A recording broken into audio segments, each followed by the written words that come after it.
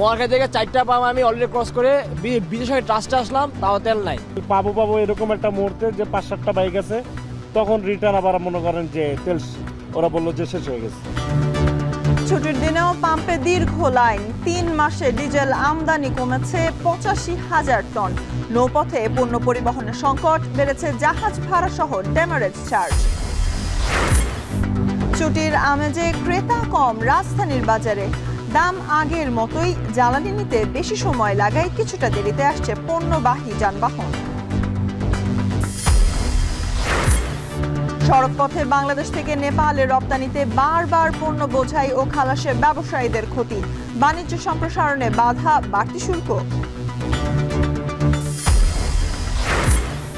পল্লবীতে যুবদল নেতা কিবরিয়া হত্যার 4 মাস পর 2 শুটারকে গ্রেপ্তার। রাজনৈতিক আধিপত্য ঘিরে 7 জন অংশ নেন কিলিং মেশিনে, ব্রিফিংয়ে র্যাব।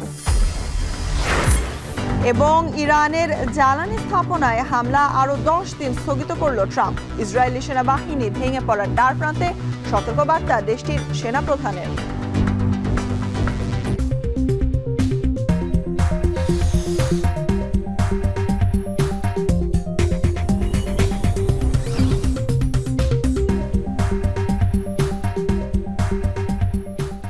স্বাগত। এখন ঢাকায় পুরো আয়োজন জুড়ে আপনাদের সাথে আছি আমি সুলতানা স্বর্ণা। চাহিদা মোতাবেক জ্বালানি তেল না পাওয়ায় রাজধানীতে বন্ধ অনেক তেলের পাম্প। তবে যেখানে জ্বালানি তেল রয়েছে সেখানে দেখা যাচ্ছে যানবাহনের দীর্ঘ সারি। সেখানকার সবশেষ তথ্য জানাতে পরিবাগ থেকে যুক্ত হচ্ছেন সহকর্মী মেহরাব সুমন। মেহরাব, বিভিন্ন পাম্পের সামনে আমরা রাত ভর দেখেছি দীর্ঘ লাইন। কিছুক্ষণ আগেও আপনি আমাদের জানাচ্ছিলেন বিভিন্ন পাম্পে তেল না পাওয়ার অভিযোগ রয়েছে। বর্তমানে আপনি যেখানে আছেন সেখানে চাহিদা মতো তেল পাওয়া যাচ্ছে কিনা, এবং যারা আছেন তারাও বা অন্য কি অভিযোগ জানাচ্ছেন, জানাবেন। এখন আমি আছি আপনার শাহবাগ পরিবাগের যে মেঘনা পেট্রোলিয়ামের যে ফিলিং স্টেশন, সেখানে দাঁড়িয়ে আছে। আমার পেছনে রয়েছে একটি দীর্ঘ লাইন, যেখানে যদি আমি বলি যে প্রাইভেট কার্গো লাইন এইখান থেকে শাহবাগ পর্যন্ত ছাড়িয়ে গিয়েছে, আর মোটর সাইকেলের যে লাইনগুলো আছে এখান থেকে আপনার পরিবাগ হয়ে যে মোতালে প্লাজা, সেটি এখন ক্রস করে তার থেকেও দূরে চলে গেছে। আমি যদি বলি কয়েক কিলোমিটার চলে গিয়েছে এই লাইনগুলো, সকাল থেকেই আমরা দেখেছি। এবং ইভেন কি আপনার এখানে যারা রাত 2টা থেকে লাইন দিয়ে দাঁড়িয়েছিল তারাও এখন পর্যন্ত তেল পায়নি বলে আমাদেরকে জানিয়েছে। আর যারা পাচ্ছেন তারা বলছেন যে তাদের লিমিটেশন করে এখন তেল দেওয়া হচ্ছে। তবে মেঘনা লিমিটেডের যে কর্তৃপক্ষ, তাদের সঙ্গে আমি কথা বলেছি, তারা যেটি জানিয়েছে তাদের কোনো তেলের কোনো ঘাটতি নাই, তাদের সরবরাহ যথেষ্ট রয়েছে। কিন্তু তারা যে চাহিদা মোতাবেক যারা যতটুকু চাহিদা করছে তাদের সে চাহিদাটা ফুলফিল করতে পারছে না। যদি আমরা এখানে দেখেছি 11টা থেকেই তারা তেল, যে জ্বালানি তেল সেটি দেওয়া শুরু করেছে। এখন আপনারা দেখতে পাচ্ছেন যে বিভিন্নভাবে লাইন দিয়ে যারা এইখানে দীর্ঘক্ষণ দাঁড়িয়েছিলেন তারা এখন তেল নিতে পারছেন, জ্বালানি তেল নিতে পারছেন। তবে এখানকার যারা কর্তৃপক্ষ আছেন তারা যেটি জানিয়েছেন যে মানুষের যে এখন একটা মনস্তান্ত্রিক অবস্থা যেখানে দাঁড়িয়েছে, যে তেলের ট্যাঙ্ক ফুল রাখতে হবে, এইটা এখন যদি এই মনস্তান্ত্রিক থেকে বের হয়ে আসা না যায় তাহলে যে কৃত্রিম সংকটের কথা বলা হচ্ছে সেটি আরও বাড়বে বলে এখানকার যারা কর্তৃপক্ষ তারা এটি জানিয়েছে। তবে আমি আরও কয়েকটি রাজধানীর পাম্প ঘুরে দেখেছি যেখানে অটোমেটিক্যালি তারা বন্ধ করে দিয়েছে, তেল বেচা কিনা এখন করছে না। সেখানে রাজধানীতে কয়েকটি মাত্র ফিলিং স্টেশনে এখন পর্যন্ত তেল পাওয়া যাচ্ছে। আর যেখানে পাওয়া যাচ্ছে সেখানে কিলোমিটার থেকে কিলোমিটার পর্যন্ত দীর্ঘ সারিতে দাঁড়িয়ে তারপরে তারা তেল পাচ্ছে বলে জানিয়েছে এখানকার ভুক্তভোগীরা। এই ছিল আমার কাছে সবশেষ তথ্য। স্বর্ণা। মেহরাব সুমন জানাচ্ছিলেন জ্বালানি পাম্পগুলোতে জ্বালানি সংকট নিয়ে বিস্তারিত। এদিকে ময়মনসিংহের পাম্পগুলোতেও বন্ধ রয়েছে তেল সরবরাহ। দুর্ভোগে পড়েছেন যাত্রী সহ সাধারণ চালকরা। তবে খোলা বাজারে দ্বিগুণেরও বেশি দামে পেট্রোল কেনার অভিযোগ মোটরসাইকেল চালকদের। এ নিয়ে বিস্তারিত জানাতে ময়মনসিংহ থেকে যুক্ত হচ্ছেন সহকর্মী ইমতিয়াজ আহমেদ। ইমতিয়াজ, যেখানে পেট্রোল পাম্পগুলোতে আমরা তেল পাচ্ছি না, সেখানে খোলা বাজারে কিভাবে তেল আসছে এবং পেট্রোল পাম্পগুলোতেও ভিড় কেমন লক্ষ্য করছেন?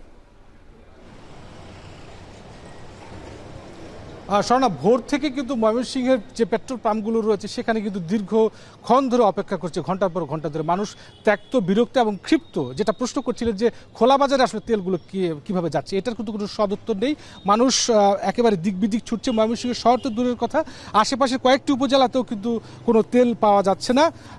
এবং মানুষ কিন্তু একেবারে এদিক দিয়ে একেবারে ত্রিশাল পর্যন্ত, অন্য দিক দিয়ে তারাকান্দা পর্যন্ত যতগুলো পাম্প রয়েছে সবগুলো পাম্পেই কিন্তু মানুষ সকাল থেকে ঘুরছে।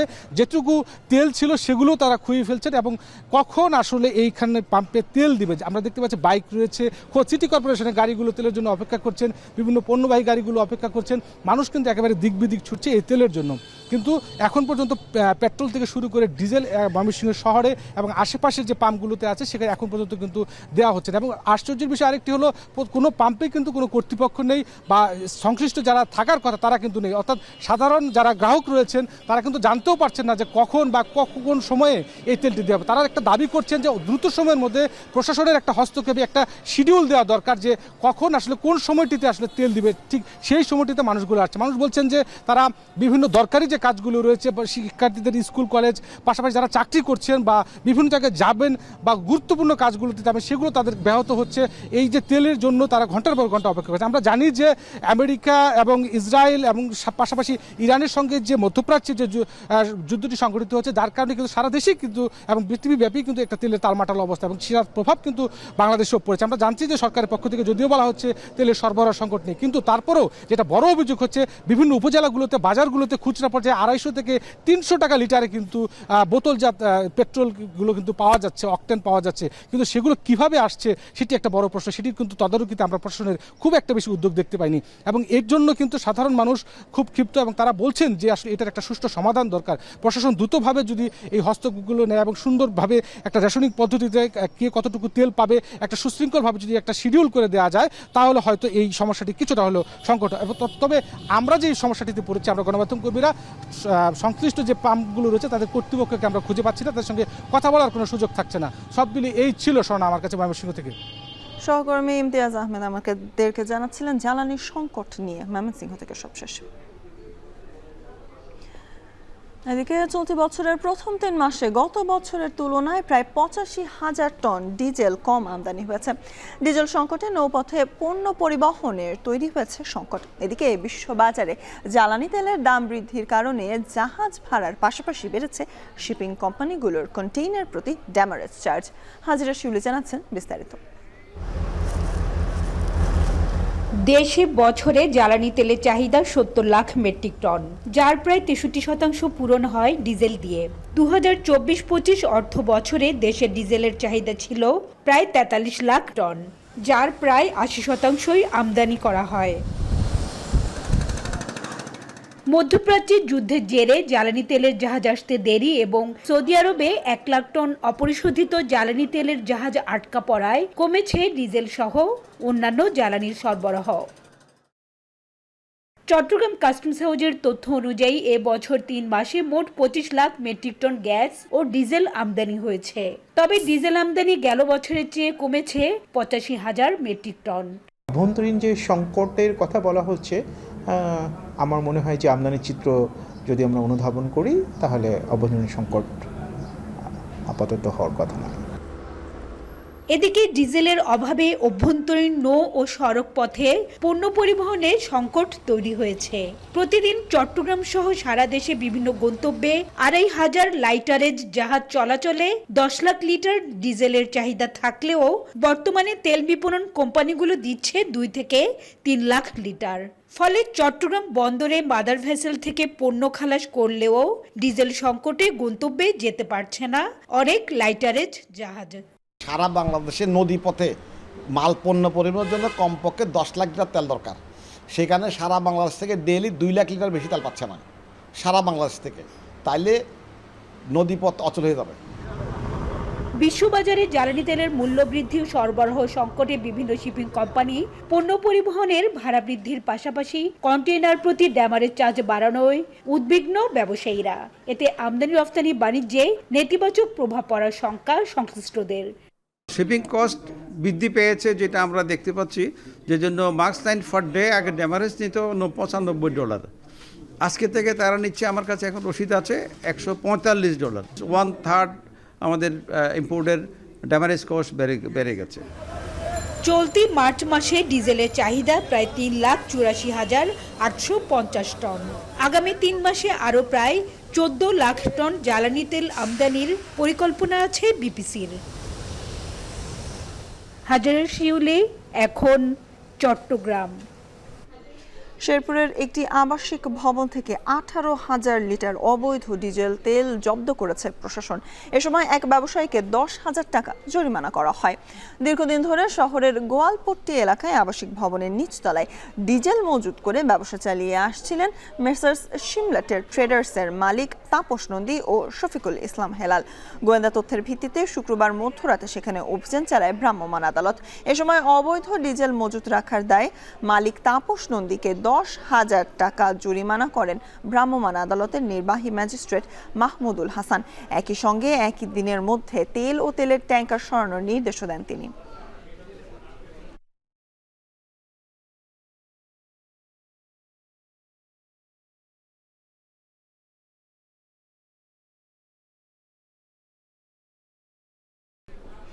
থাকছে বাজার পরিস্থিতি। ছুটির দিনে রাজধানীর পাইকারি বাজারে কাঁচা সবজি, মাছ, মাংস সহ বিভিন্ন পণ্যের দরদাম জানাতে কারওয়ান বাজার থেকে আমাদের সাথে যুক্ত হচ্ছেন সহকর্মী সাজিদ আরাফাত। সাজিদ, জ্বালানিতে বেশি সময় লাগায় পণ্যবাহী যানবাহন কি দেরিতে আসছে কিনা জানাবেন, এর পাশাপাশি জানাবেন সরবরাহ নিয়ে আপনি কিছুক্ষণ আগে আমাদের জানাচ্ছিলেন বর্তমানে আসলে বাজার পরিস্থিতি কেমন?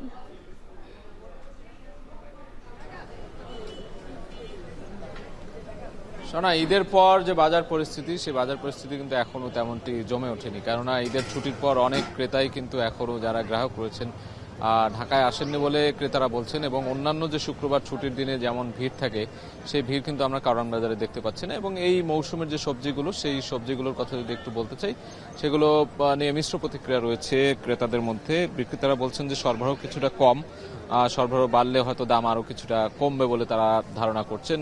যদি বলি পটল কিংবা করলা, ঢেঁড়স থেকে শুরু করে অন্যান্য যে সজনে যে সবজিগুলো আছে, সেগুলো বেশিরভাগই 60 টাকা থেকে 70 টাকা কেজি দরে বিক্রি হচ্ছে এই কারওয়ান বাজারে, যেটি ঢাকার অন্যান্য বাজারে কিন্তু জায়গা ভেদে আরও বেশি দামে বিক্রি হচ্ছে। তবে কিছুটা বাড়তি দামে বিক্রি হচ্ছে এখানে ডিম। আমরা জেনেছি যে 10 টাকা ডজনে বেড়েছে কিছু কিছু ডিম। হাঁসের ডিম যদিও কম আগের দামই রয়েছে, তবে অন্যান্য ডিমের দাম 10 টাকা করে বেড়েছে। এবং মুরগির যে দাম, মুরগির দাম আগের দামেই রয়ে গেছে। ব্রয়লার কিংবা লেয়ার বা অন্যান্য যে মুরগি রয়েছে সোনালী মুরগি, সেই মুরগির দাম ঈদের আগে যেমন ছিল বাজার, সেই দামে বিক্রি হচ্ছে। আমরা বিক্রেতাদের বলেছিলাম যে এই দাম বাড়তি কেন, তারা বলছিলেন যে সরবরাহ কম।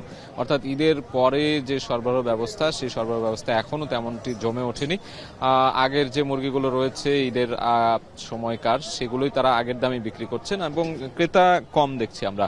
এবং বিক্রেতারাও কিন্তু এটি নিয়ে মিশ্র প্রতিক্রিয়া জানিয়েছেন, বলছেন যে ঈদের পরে দামটি আর একটু কমলে ভালো হতো, দাম বেশি দামেই বিক্রি হচ্ছে বলে তাদের অভিযোগ পেয়েছি আমরা। এবং তারা দাম মনিটরিং এর যে বিষয়গুলো রয়েছে, সেই বিষয়গুলো নিয়ে কিন্তু জোরদার করার কথা বলছিলেন। এবং গরুর মাংস বা খাসির মাংসও কিন্তু যেই আগের দাম, ঈদের যেই দামে বিক্রি হচ্ছে সেই দামেই বিক্রি হচ্ছে। খুব একটা যে কমেছে বা কমতির দিকে তেমনটি কিন্তু এখন আমরা দেখছি না। তো কারওয়ান বাজারে অন্যান্য যে কাঁচা পণ্য, সেই পণ্যগুলোর দাম কিছুটা হাতের নাগালে থাকলেও ডিম, মুরগি, মাংসের দাম চড়া, এমনটি বলছেন ক্রেতারা। এই ছিল আমার কাছে সবশেষ খবর। সহকর্মী সাজিদ আরাফাত জানাচ্ছিলেন কারওয়ান বাজার থেকে পাইকারি পণ্যের দাম দর নিয়ে। তবে এ পর্যায়ে পাড়া মহল্লার খবর জানাতে আমরা যুক্ত হচ্ছি সহকর্মী শাহরিয়ার জামান পুলকের সাথে। পুলক, বলা হয়ে থাকে পাড়া মহল্লা ও অলিগলিতে গড়ে ওঠা বাজারে পণ্যের দরদাম কিছুটা কম থাকে। আপনি যেখানে বর্তমানে অবস্থান করছেন সেখানের দরদাম কেমন দেখছেন এবং দরদামের পার্থক্য বা কেমন কারওয়ান বাজার থেকে?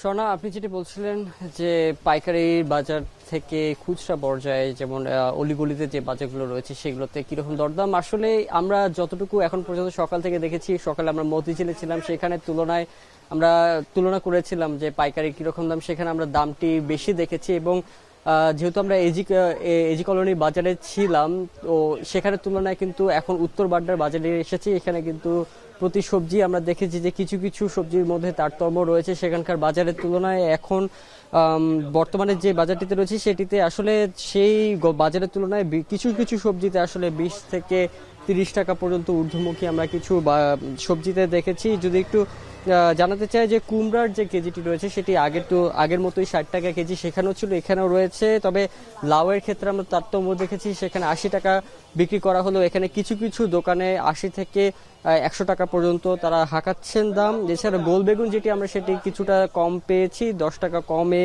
তারা বিক্রি করছেন 120 টাকায়। তবে আমরা এখানে বরবটির দামটি ঊর্ধ্বমুখী দেখেছি, যেখানে মতিঝিলের বাজারে আমরা দেখেছিলাম যে 80 টাকায় বিক্রি হচ্ছে, সেগুলো এখন 100 টাকায় বিক্রি হচ্ছে। এছাড়া চিকন যে বেগুনটি রয়েছে সেটিও 20 টাকা বেশি আমরা দেখেছি। এছাড়া ভেন্ডির দাম থেকে শুরু করে ফুলকপি, বাঁধাকপি এবং চিচিঙ্গা যেগুলো রয়েছে সেগুলোর দামও আমরা একই পরিমাণে পেয়েছি। তবে এখানে কাঁচা মরিচের দামটা আমরা কিছুটা কম পেয়েছি, সেখানে 120 টাকা বিক্রি করা হলেও এখানে আমরা 80 থেকে 100 টাকার মধ্যেই পেয়েছি। তবে টমেটোর দামটি আমরা একটু 20 টাকা বেশি পেয়েছি এখানে।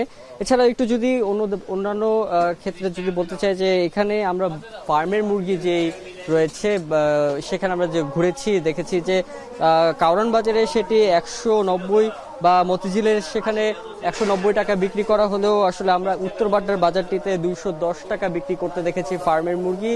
এর পাশাপাশি পাকিস্তানি যে মুরগিটি সেটিও আমরা দেখেছি যে 400 থেকে 420 টাকা পর্যন্ত তারা বিক্রি করছেন। এবং এখানে যেহেতু উত্তর বাড্ডা বাজারটিতে একটু দেখেছি একটু ভিতরে, যার ফলে আমরা দেখেছি যে আসলে আজকে শুক্রবার হওয়ার ফলেও এখানে ক্রেতার সমাগম তেমন নেই। তবে যারা ক্রেতারা রয়েছেন তারা বলছেন যে এই উত্তর বাড্ডা বাজারটিতে বরাবরের মতোই আসলে দাম দর বেশি হয়ে থাকে। এছাড়া মাছের বাজারে আমরা দেখেছি যেহেতু মাছ বিক্রেতারা বলছেন যে এবার যেহেতু এখন বর্তমানে যেহেতু মৌসুম নেই এবং নদীতে আসলে মাছের যোগান কম, তার ফলে সরবরাহ তারা কম পাচ্ছেন। এর ফলে আসলে মাছের বাজারটি কিছুটা হলে ঊর্ধ্বমুখী 20 থেকে 25 টাকা বৃদ্ধি হয়ে তারা বিক্রি করছেন। তো আমার কাছে এই ছিল রাজধানীর উত্তর বাড্ডার থেকে সর্বশেষ। নগরের বাজার দর পরিস্থিতি সম্পর্কে জানাচ্ছিলেন সহকর্মী শাহরিয়ার পুলক। এদিকে জ্বালানি তেল সংগ্রহে অতিরিক্ত সময় লাগায় রাজধানীর বাজারে কিছুটা দেরিতে আসছে পণ্যবাহী যানবাহন, এতে খরচ বেড়েছে ব্যবসায়ীদের। যদিও দাম নিয়ে রয়েছে মিশ্র প্রতিক্রিয়া। জাবেদ আব্দুল্লাহ জানাচ্ছেন বিস্তারিত।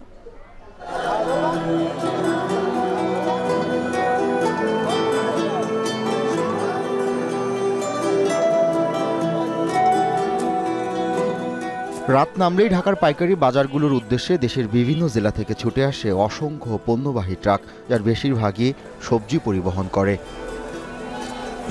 চৈত্রের শুরুতে মাঝরাতেও নগরীর আড়ত বাজারে থরে থরে সাজানো সবজি। ঈদ উল ফিতর পরবর্তী সময়ে কৃষকের হাত পেরিয়ে নগরে মিলছে তাজা সতেজ ঢেঁড়স, শিম, পেঁপে, পটল, বেগুন, করলা, মরিচ, শসা, বরবটি, চিচিঙ্গা ও টমেটো। ঈদের ছুটির পর ঢাকার কাঁচা বাজারে সবজির চাহিদা বেড়েছে, তবে দর নিয়ে রয়েছে মিশ্র প্রতিক্রিয়া। এখনো পুরোপুরি তো সব ট্রাক আসে নাই, যার কারণে একটু 10 টাকা 20 টাকা কেজিতে একটু বেশি মনে হচ্ছে আর কি। আবার ট্রাক আসলে হয়তো ঠিক হয়ে যেতে পারে আর কি। পটল 1 কেজি 50 টাকাই দিলাম, কিন্তু কয় 60 টাকা 10 টাকা পরে দিয়ে যেতেই। আম কয় 120 টাকা। ঈদের আগে যে দাম ছিল তা থেকে অনেক কম। বিক্রেতারা জানান সরবরাহে ঘাটতি নেই, কিন্তু জ্বালানি তেলের অপ্রতুলতার দোহাই দিয়ে ভাড়া বাড়িয়েছে ট্রাক চালকেরা। কালো বেগুন এটা আপনার কালকে 100 টাকা একদম, 120 টাকা বিক্রি হচ্ছে। আজ যা বিক্রি হচ্ছে মাত্র 120 টাকা, তাও পাবলিক নেই মার্কেটে। 80 টাকা বিক্রি হচ্ছে, তাও নেয় না, পাবলিক আসে কম মার্কেটে, এই কারণে মালটার দাম একটু কম। 80 টাকা, গাজর 40 টাকা, মূলা 40 টাকা, উস্তা 60 টাকা বেচতেছি, সিম 40 টাকা বেচতেছি, এই পটল আছে 60 টাকা, পেঁপে 50 টাকা। বৃষ্টি হইতেছে তো পেঁয়াজ একটু ফলন একটু ক্ষয়ক্ষতি হইতে পারে আর কি। সামনে হয়তো ভাই 19-20 দাম বাড়তে পারে। আর আলু হালকা একটু দাম বাড়ছে, মানে আগের তুলনায় কেজি আর কি 4-5 টাকা বাড়ছে আর কি। তেল আপনার নিতে এক পাম্প থেকে নিচ্ছি, কিশোরগঞ্জ থেকে নিচ্ছি 1000, আবার কোটিয়ারি থেকে নিচ্ছি 2000, আবার গাজীপুর থেকে নিচ্ছি আপনার 3000 টাকা, টোটাল 6000 টাকা তেল নিচ্ছি। নিয়ে আপনার আসার কথা ছিল, পাঠিয়ে বললো যে 12টার দিকে আসতে, ঠিক আসতে হয়েছে আমার প্রায় 4টে 4:30 বাজে গেছে আসতে আসতে। এবার আমাদের গন্তব্য নগরীর অন্য বাজারগুলোতে। আগামী সপ্তাহে বাজারগুলোতে পণ্য সরবরাহ বাড়বে বলে দাবি ব্যবসায়ীদের। পেঁয়াজের দাম কমছে, রসুনের দাম কমছে, আদার দাম কমছে, কেজি 10 টাকা 20 টাকা কেজি কমছে। ঈদের পরও কোনো মাল আসে নাই, এরপরও দাম ওইটাই আছে। জাবেদ আব্দুল্লাহ, এখন, ঢাকা। ভোলার ইলিশা লঞ্চ ঘাটে নৌযান সংকটে কর্মস্থলে ফিরতে চরম ভোগান্তিতে পড়েছেন যাত্রীরা। ঘাটে পারাপারের অপেক্ষায় কয়েক হাজার মানুষ। পর্যাপ্ত লঞ্চ না থাকায় বাধ্য হয়ে ঝুঁকিপূর্ণ নৌযানে উঠছেন অনেকেই। এই সুযোগে বাড়তি ভাড়া আদায়েরও অভিযোগ উঠেছে। এ বিষয়ে আরও জানাতে ইলিশা লঞ্চ ঘাট থেকে যুক্ত হচ্ছেন সহকর্মী ইমতিয়াজুর রহমান। ইমতিয়াজ, যাত্রী ভোগান্তি এবং নৌযান সংকটের বিষয়ে কি বলছে বিআইডব্লিউটিসিএল?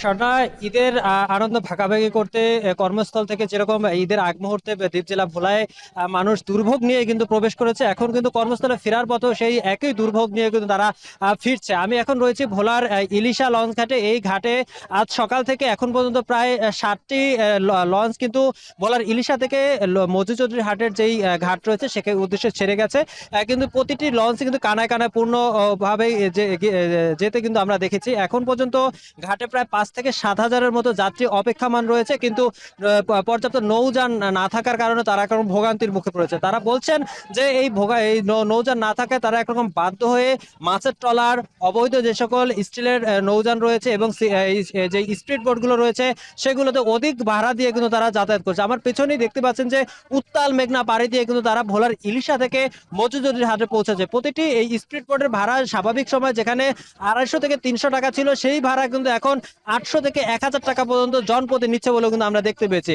এছাড়াও যেই স্টিলের যে সকল ট্রলারগুলো রয়েছে সেই ভাড়াও কিন্তু 300 থেকে 350, 400 টাকা, 500 টাকা পর্যন্ত নিচ্ছে বলে কিন্তু আমরা দেখেছি। এক্ষেত্রে কিন্তু বিআইডব্লিউটিএ বা টিসি কর্তৃপক্ষ কিন্তু বিগত সময় বলে থাকে যে যখনই ভোগান্তি হবে তখন তাদের লঞ্চ সার্ভিস বাড়ানো হবে, কিন্তু সেই ক্ষেত্রে কিন্তু এখন লঞ্চ সার্ভিস তেমন কোনো বাড়ানো হয়নি বলে কিন্তু আমরা দেখেছি। এই কারণে কিন্তু যেই ভোলা থেকে যে সকল লক্ষ্মীপুর রুটে যে সকল যাত্রীরা রয়েছে সেই যাত্রীরা কিন্তু একরকম ভোগান্তি রয়েছে, কেননা যেই গার্মেন্টস খোলার সঙ্গে সঙ্গে কিন্তু তাদের যে কর্মস্থলে ফিরতে হবে সেই যাত্রী কিন্তু নানান ভোগান্তিতে রয়েছে বলে আমরা দেখেছি। তো এই ছিল আমার কাছে ভোলার ইলিশা ঘাট থেকে সর্বশেষ তথ্য।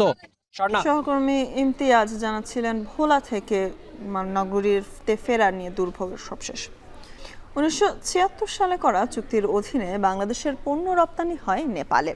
সড়কপথে পণ্য পাঠাতে বাংলাদেশকে ট্রানজিট সুবিধা দেয় ভারত। 500 কিলোমিটার পথ পাড়ি দিতে পণ্য বোঝাই ও খালাস করতে হয় 2 বার। এতে পণ্যের গুণগত মান নষ্টের ঝুঁকি যেমন বাড়ে, তেমনি খরচ বেড়ে যায় কয়েক গুণ। অপরদিকে নেপালের আরোপিত শুল্ক নীতির কারণেও ব্যবসার সম্প্রসারণ জটিল হয়ে পড়ছে। নেপাল ঘুরে এসে আরও জানাচ্ছেন কামরুল হাসান জনি। নেপালের সঙ্গে প্রায় 50 বছরের বাণিজ্যিক সম্পর্ক। বাংলাদেশের পঞ্চগড়ের বাংলাবান্ধা স্থলবন্দর দিয়ে 500 কিলোমিটার সড়কপথ পাড়ি দিয়ে দেশটিতে যায় বাংলাদেশি পণ্য। প্রথমে ভারতের ফুলবাড়ি, পরে নেপালের কাকটভিটা হয়ে পণ্য পৌঁছায় কাঠমান্ডু। সার্কভুক্ত প্রতিবেশী এই দেশে রপ্তানি হয় আলু, পাট, সয়াবিন মিল, টিস্যু, খাদ্যপণ্য, প্লাস্টিক ও ইলেকট্রনিক্স পণ্য। 2025-26 অর্থ বছরের জুলাই থেকে জানুয়ারি পর্যন্ত দেশটিতে বাংলাদেশি পণ্য রপ্তানি হয়েছে প্রায় $2.50 কোটি। গেল 5 অর্থ বছরে রপ্তানি আয় এসেছে প্রায় $29.5 কোটি। বিপরীতে 5 বছরে নেপাল থেকে আমদানি করা হয় $2 কোটি পণ্য।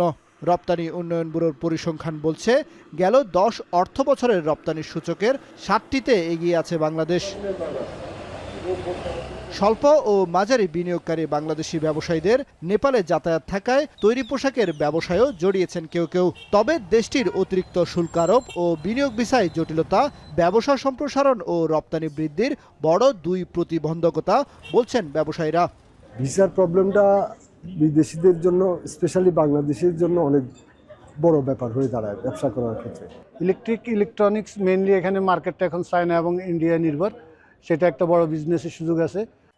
নেপালে বসবাসরত বাংলাদেশি ব্যবসায়ীরা বলছেন সড়কপথে পণ্য পরিবহনের ক্ষেত্রে ভারত ও নেপালের স্থলবন্দরে পণ্য বোঝাই ও খালাস করতে হয়। 2 বার গাড়িতে ওঠানামার কারণে পণ্যের গুণগত মান নষ্ট হবার ঝুঁকি বাড়ে, খরচও বেড়ে যায় কয়েক গুণ। এতে ক্ষতির মুখোমুখি হন ব্যবসায়ীরা। নেপালি ট্রাক যদি বাংলাদেশে ঢোকার ব্যবস্থা করতে পারত, অথবা বাংলাদেশি ট্রাক যদি নেপালে ঢোকার ব্যবস্থা করা যেত, তাইলে আমাদের বিজনেসটা আরও স্মুথলি করা সম্ভব হতো।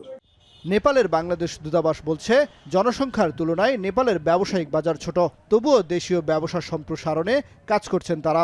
তৈরি পোশাক শিল্পে কিছু রপ্তানি এখানে হয়, আরও বেশ কিছু রপ্তানি পণ্য রয়েছে। তবে আমরা চেষ্টা করছি এই ব্যাপারটাকে আরও কীভাবে বাড়ানো যায়। রপ্তানি উন্নয়ন ব্যুরো জানায় আঞ্চলিক বাণিজ্যের হার কম হলেও রপ্তানি বৃদ্ধির লক্ষ্যে আগামী মে মাসে নেপালে সাউথ এশিয়া ট্রেড ফেয়ারে অংশ নিতে যাচ্ছে বাংলাদেশ। ভালো কিছু রপ্তানিকারককে আমরা নেপালের এই মেলাতে নিয়ে যাব, যারা তাদের গুণগত মানের পণ্য নেপালের বাজারে প্রদর্শন করতে সক্ষম হবেন এবং এর মাধ্যমে নেপালে আমাদের রপ্তানি আরও বৃদ্ধি পাবে। ব্যবসায়ীদের দাবি, দেশটিতে প্লাস্টিক পণ্য ও ঔষধ রপ্তানির সম্ভাবনা বেড়েছে। সরাসরি পণ্য পাঠানোর সুযোগ সৃষ্টির পাশাপাশি সার্কভুক্ত দেশগুলোকে একই শুল্কের আওতায় আনা গেলে উৎপাদনমুখী শিল্প খাতের বাজার সম্প্রসারণ হবে। কামরুল হাসান জনি, এখন, ঢাকা। জোট ব্যবসা সহ রাজনৈতিক আধিপত্যকে কেন্দ্র করে যুবদল নেতা কিবরিয়াকে হত্যা করা হয়েছে বলে জানিয়েছে র্যাব। কিবরিয়া কিলিং মিশনে অংশ নেয়া 2 শুটারকে গ্রেপ্তারের পর র্যাব 4 এর অধিনায়ক জানান কিবরিয়া কিলিং মিশনে অংশ নিয়েছিল 6 থেকে 7 জন, যার মধ্যে কিলিং মিশনের যুক্ত 3 জনের মধ্যে জনিকে আগেই গ্রেপ্তার করা হয়েছে। বাকি 2 জন ভারতে পালিয়ে যাওয়ার জন্য চেষ্টা করছিল, তবে হাদি হত্যাকাণ্ডের পর সীমান্তে কড়াকড়ির জন্য পার হতে পারছিলেন না। পরে বৈধ পথে বিদেশে যাওয়ার চেষ্টার সময় রোকন ও কালুকে গ্রেপ্তার করে র্যাব। এ সময় হত্যাকাণ্ডে ব্যবহার করা পিস্তল ও 3 রাউন্ড গুলিও উদ্ধার করা হয়।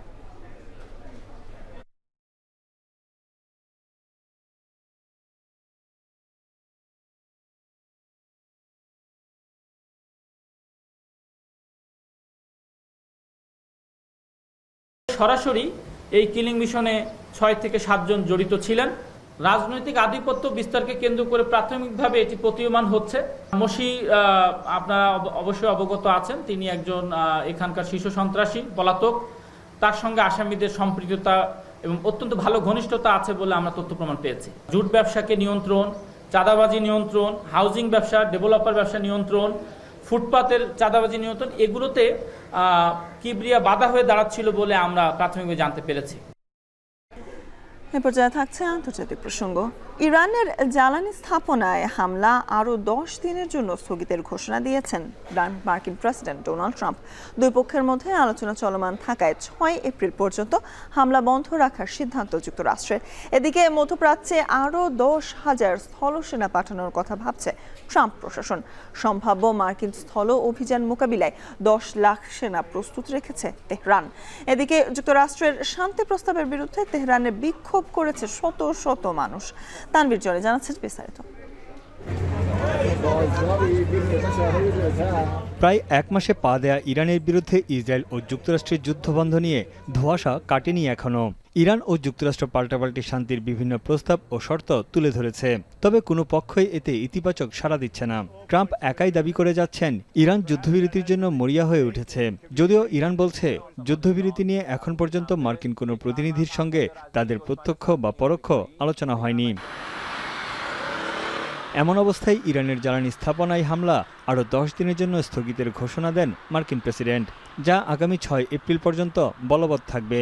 গেল সোমবার প্রাথমিকভাবে 5 দিনের এই স্থগিতাদেশ দিয়েছিলেন তিনি। ট্রুথ সোশ্যালের পোস্টে ট্রাম্প বলেন, ফলপ্রসূ আলোচনা চলমান থাকায় হামলা বন্ধ রাখা হয়েছে। একদিকে শান্তির বার্তা দিয়ে অন্যদিকে মধ্যপ্রাচ্যে মার্কিন স্থলসেনা মোতায়েন জোরদার করছেন ট্রাম্প। এরই অংশ হিসেবে অতিরিক্ত আরও 10,000 স্থলসেনা পাঠানো হচ্ছে মধ্যপ্রাচ্যে। এই বাহিনীতে পদাতিক সেনা ও সাজোয়াজান অন্তর্ভুক্ত থাকবে। তারা এরই মধ্যে সেখানে নিযুক্ত 5,000 মেরিন সেনা ও প্রায় 2,000 প্যারাট্রুপারের সঙ্গে যুক্ত হবেন। যুক্তরাষ্ট্রের এমন পদক্ষেপে নিজেদের প্রস্তুত রেখেছে ইরান। সম্ভাব্য মার্কিন স্থল অভিযানের সংখ্যায় স্থলযুদ্ধের জন্য 10 লাখেরও বেশি যোদ্ধাকে সংগঠিত করা হয়েছে। ফ্রন্টলাইনের যুদ্ধের পাশাপাশি হরমুজ প্রণালী রক্ষায়ও তারা নিয়োজিত থাকবে। ইরানের সামরিক বাহিনী বলছে, স্থল আক্রমণ চালালে তা হবে যুক্তরাষ্ট্রের জন্য ঐতিহাসিক ভুল। মার্কিন প্রেসিডেন্টের অভিযোগ, ইরানের বিরুদ্ধে চলমান যুদ্ধে যুক্তরাষ্ট্রকে পর্যাপ্ত সহায়তা করতে ব্যর্থ হয়েছে নেটো। সামরিক জোটটির নির্ভরযোগ্যতা নিয়েও প্রশ্ন তুলেছেন তিনি। ইরানের কোম, উর্মিয়া সহ রাজধানী তেহরানে মার্কিন ইসরায়েল যৌথ হামলায় হতাহত হয়েছেন বেশ কয়েকজন। ইরানের পাল্টা হামলায় তেল আবিবে বেজে ওঠে সতর্কতামূলক সাইরেন। তেহরানের ক্ষেপণাস্ত্র হামলায় ইসরায়েলের উত্তরাঞ্চলে বেশ কয়েকজন হতাহত হয়েছেন। তানভীর জনি, এখন বিশ্ব। ইরান ও লেবানন সহ দীর্ঘদিন একাধিক ফ্রন্টে যুদ্ধরত অবস্থায় জনবল সংকটে ধুঁকছে ইসরায়েলের সামরিক বাহিনী।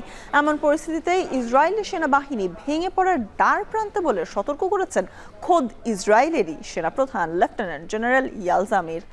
নিরাপত্তা বিষয়ক মন্ত্রিসভার এক বৈঠকে এমন সতর্ক বার্তা দেন আইডিএফ এর chief of staff. Israeli channel 13 এর বরাত দিয়ে টাইমস অফ ইসরায়েলের প্রতিবেদনে এমন তথ্যই জানানো হয়। এমন শঙ্কা থেকে মন্ত্রীদের উদ্দেশ্যে 10টি সতর্ক সংকেত তুলে ধরেছেন আইডিএফ এর চিফ অফ স্টাফ। সেনা ঘাটতি মেটানো না গেলে আইডিএফ এর নিয়মিত অভিযান পরিচালনার জন্য প্রস্তুত থাকাও কঠিন হয়ে পড়বে বলেও জানান তিনি। আরও বলেন, রিজার্ভ ব্যবস্থাও টিকবে না। 2023 সালের 7 অক্টোবর গাজায় হামলা শুরুর পর থেকে বাহিনীতে 12,000 সৈন্যের ঘাটতি রয়েছে বলে আইন প্রণেতাদের বহুবার জানিয়েছে আইডিএফ।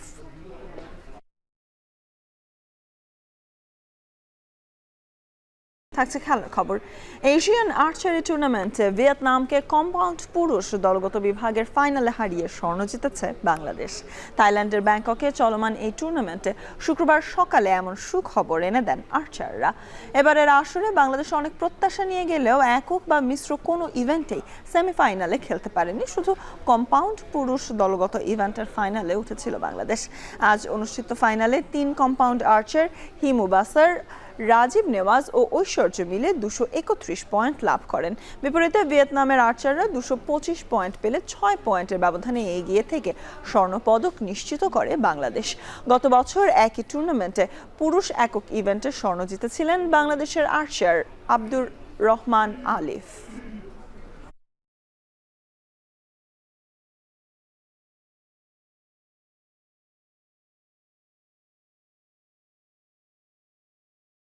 এবং এর মধ্য দিয়ে শেষ করছি এখন ঢাকা। তবে এখন টেলিভিশন ওয়েবসাইটে দেখতে ভিজিট করুন www.ekon.tv। এছাড়া ফেসবুকে দেখা যাচ্ছে facebook.com/tv.ekon। এছাড়াও ইউটিউবে দেখতে ভিজিট করুন youtube.com/c/ekontv-তে।